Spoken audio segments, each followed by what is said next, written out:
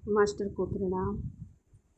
आइए आज समझते हैं चरित्र का आध्यात्मिक महत्व। तो दादी ने क्या लिखा है कि एक घर को भूमि का सहारा होता है, भूमि को पृथ्वी की परतों का सहारा होता है, पृथ्वी को हमारे सौर मंडल के ग्रहों और नक्षत्रों का सहयोग मिलता है, हमारे सौर मंडल को आकाशगंगा जैसे गैलेक्टिक बलों का सहयोग मिलता है। यदि हम ये देखें कि कौन किसे सहयोग दे रहा है तो हम उस बिंदु तक पहुंच जाते हैं जहां हमें एहसास होता है कि कोई साझा आधार अवश्य होगा जो हर चीज़ को अपना सहयोग दे रहा है, कोई ऐसी साझी बुनियाद जो हमारे अस्तित्व के लिए एक परम आधार रखती हो। विज्ञान इसी परम आधार को विलक्षणता का नाम देता है।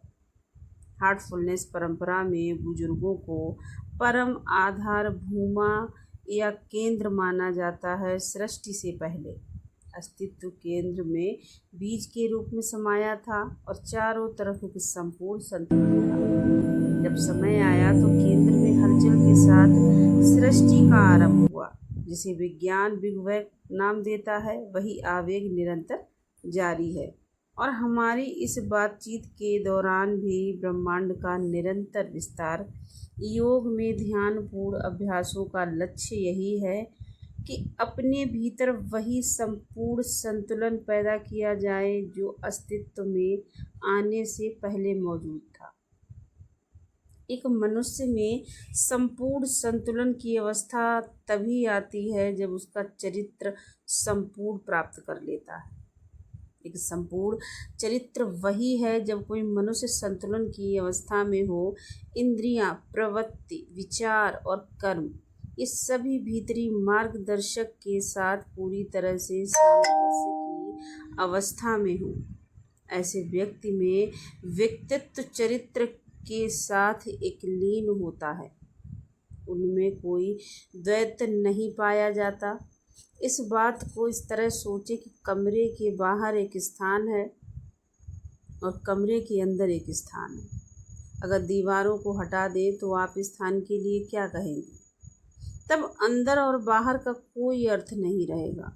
दीवारें हटने के बाद चारों ओर वही एक रूप दिखाई देगा। जब चरित्र संपूर्ण होता है तो अस्तित्व की ऐसी एकात्म अवस्था का एहसास होता है। ऐसे व्यक्ति का व्यवहार और शिष्टाचार एक मिसाल होता है। उसके अस्तित्व में पूरी तरह से सहजता की झलक मिलती है। वह जिस जगह भी जाता है अपने स्नेह और प्रकाश का प्रसार करता है। उसके भीतर से निकलने वाली सहजता और प्रकाश से उसके आसपास के सभी लोगों को भी लाभ होता है। जिस आत्मा ने हमें चुना है उसके निष्ठावान ट्रस्टी होने के नाते माता पिता के रूप में बच्चे के चरित्र का पोषण ही हमारा सबसे पहला फर्ज बनता है। जब हम बच्चे के चरित्र को विकसित करने का कार्य कर रहे हैं तो हम उन्हें एकता और संतुलन पाने के पथ पर मार्गदर्शन दे रहे हैं। बच्चों को सही नज़रिया देना। जब हम बच्चों से बातचीत करते हैं तो हमारे पूर्वाग्रह, हमारे रवैये और आदतें भी सभी उन्हें आकार देने में अपनी अहम भूमिका निभाते हैं। मिसाल के लिए हम अपने बच्चों से अक्सर पूछते हैं कि तुम्हें टेस्ट में कितने नंबर मिले, कितने अंक मिले, सबसे ज़्यादा अंक किसके आए, क्या टीचर ने तुम्हारे काम की प्रशंसा की। यह सभी बच्चों से सवाल पूछा जाता है। तुम बड़े होकर क्या बनना चाहते हो? अब इस पर गौर करें कि हम अपने बच्चों को ऐसे सवाल कितनी बार पूछते हैं। आज तुमने स्कूल में किसकी मदद की? आज किसके साथ दया भाव से पेश आए? क्या तुमने दूसरों को अपने से पहले बात करने का मौका दिया?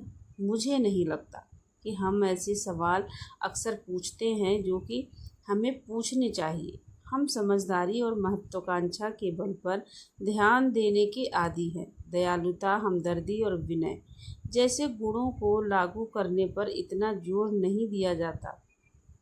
शायद हमें लगता है कि ये गुण अपने आप ही आ जाएंगे, पर ये चरित्र के महत्व को उभारने में सहायक होते हैं और इसके लिए भी एक वजह है। बच्चे अपने मन की गहराइयों से समझते हैं कि उनके माता पिता किस बात की ज़्यादा परवाह करते हैं।